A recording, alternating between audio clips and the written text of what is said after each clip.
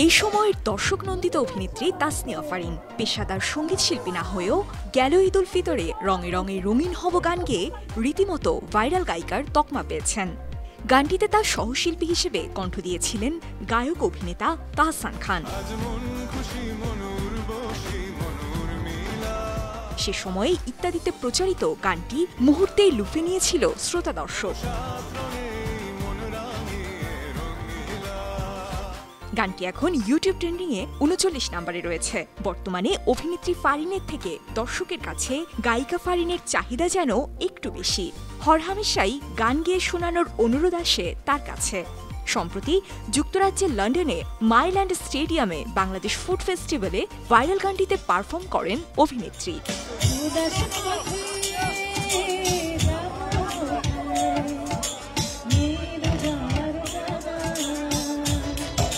তবে ফারিনের এই পারফরমেন্সের ভিডিও সোশ্যাল মিডিয়ায় ছড়িয়ে পড়ার পর থেকেই ট্রোলিংয়ের শিকার হচ্ছেন এই অভিনেত্রী।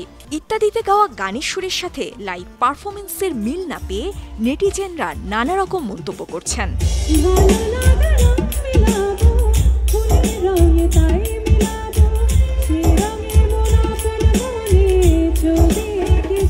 একজন লিখেছেন, লন্ডনে তো অটোটিউন নেই।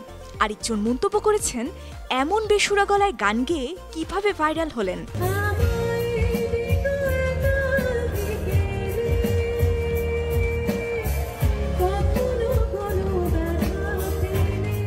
অধিকাংশ মন্তব্যকারী মনে করছেন, ইত্যাদিতে প্রচারিত গানটিতে ফারিনের অংশে অটোটিউন ব্যবহার করা হয়েছে।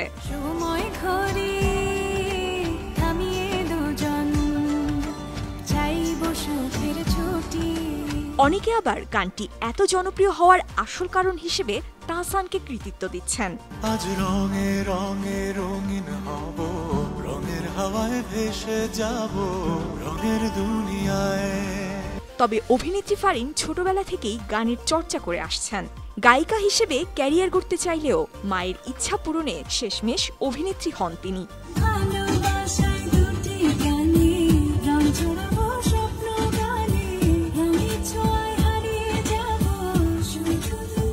অবশ্য ভাইরাল গানের সুরের সঙ্গে লন্ডনের লাইভ পারফরমেন্সের কেন এত ফারাক তা নিয়ে এখনো কোনো মন্তব্য করেননি ফারিন। বেশ খোশ মেজাজেই ঘুরে বেড়াচ্ছেন লন্ডনের অলিতে গলিতে।